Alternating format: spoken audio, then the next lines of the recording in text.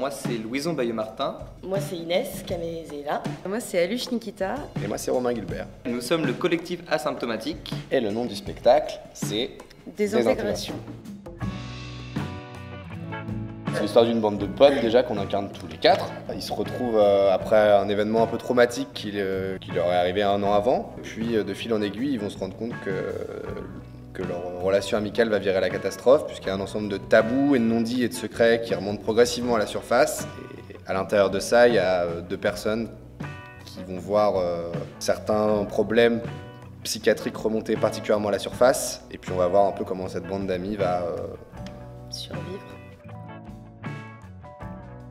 La désintégration, à l'origine, ce qui nous plaisait, c'était que c'est un des symptômes de la schizophrénie qui est présente dans le spectacle et qu'il y avait la notion de désintégration de la personnalité et du fait que le groupe et leurs valeurs se désagrègent, ce qui les rassemble se désintègre au fur et à mesure. Et dans la désintégration, il y a le fait qu'à la fin, il ne reste plus rien, puisque même d'un point de vue cellulaire, atomique, tout est désagrégé. C'est le principe de désintégration et c'est un peu ce qu'on veut raconter, quoi. C'est quoi le bout du bout et qu'est-ce qu'il y a après le bout, quoi.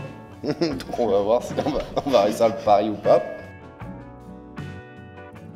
Parce que c'est des thématiques qui nous touchent. On s'intéressait déjà beaucoup à toutes les questions, à des questions sur la psychiatrie.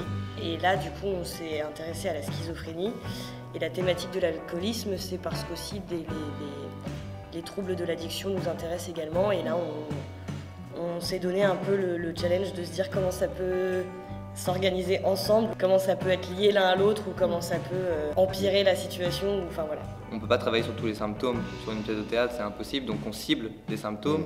Et donc ça, c'est un peu le pari qu'on a fait de voir comment ça fonctionne entre les 2 personnages, comment leur maladie respective va empirer la maladie de l'autre. Et comment les autres gèrent aussi les deux. Et oui, parce que vu qu'ils sont 4, forcément, on travaille sur l'entourage aussi. On est tous touchés d'assez près par la question des addictions aussi autour de nous, dans notre entourage. C'est quelque chose qui a beaucoup grossi aussi ces derniers temps avec la situation dans laquelle on est. Et c'est vrai que du coup, que ce soit le sujet de l'alcoolisme, ou même certains symptômes de la schizophrénie comme la perte de contact avec la réalité, qui est représentée ici par la psychose, le fait de perdre pied, de perdre contact avec nos repères. Il y a quelque chose d'assez universel là-dedans aussi. Et c'est important de s'emparer de sujets qui nous touchent pour essayer de raconter des histoires avec.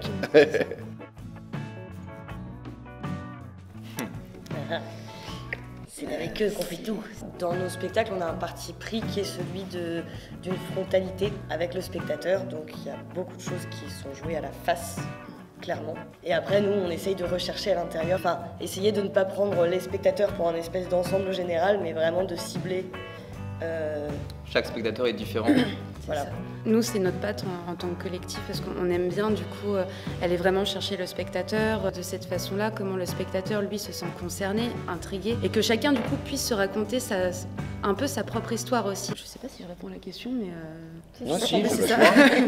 On essaie à la fin du spectacle, qu'il y ait des discussions qui se créent aussi chez les spectateurs. Ouais, cette frontalité, on essaye de la pousser le plus loin possible aussi dans la prise à partie et dans le fait de lui témoigner quelque chose qui est en train de nous arriver en direct. On essaie de créer des cassures un peu dans le réel aussi. On va essayer des fois qu'ils se disent merde, il me regarde vraiment ou qu'est-ce qui se passe, qu'ils ne sachent plus forcément où se mettre ou peut-être à un moment donné il va regarder son voisin et puis ça va créer vraiment du lien. Enfin, on essaye en tout cas, encore une fois. On verra bien si ça marche. D'ailleurs, vous verrez bien si ça marche. Bah, je vois pas, moi. Bah non. Après, c'est peut-être parce qu'on laisse... que du coup, on répond déjà à tout ça avant même qu'on nous pose les questions aussi. Non, mais ce que je veux dire, c'est que... Du coup, non, mais comme on parle trop. Ah, j'ai peut-être une question où je me dis...